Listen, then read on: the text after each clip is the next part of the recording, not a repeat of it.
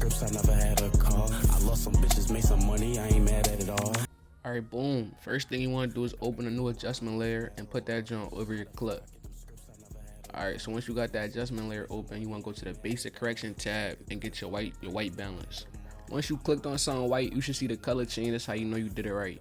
Then slide down to the creative panel. I like to set my vibrance at around 20 and my saturation to like 105. However, you should be judging this based on whatever clip you have. The next step is to color correct our image. So you want to come to basic correction, and as you can see in the bottom left corner, I have the Lumetri scopes brought up. Now, to keep this simple, you want as much of the color data in the middle of the scope, so less than 90, higher than 10.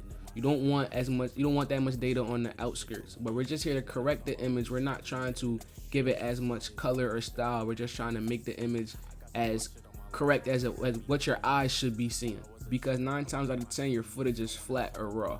After that though, you want to make another adjustment layer and put it on top of your clips. Again, this is going to be for your curves. Now right here, what I'm doing is very optional. I'm just tweaking the color of the store. However, you could do this with any other color. You just get your eyedropper, select the color from the image, and then you could tweak your saturation or hues, and it can make a big difference on some background colors.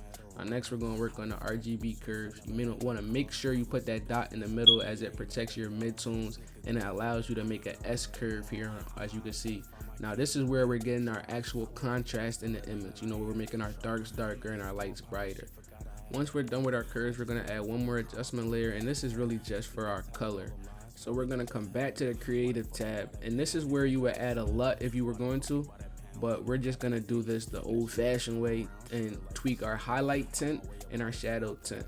So you see I added a little more orangish yellow in our highlights, and that's so we could capture some of the warmth in the sunlight. And then I went just opposite tones for the shadow tint. So that's how we ended up with this color.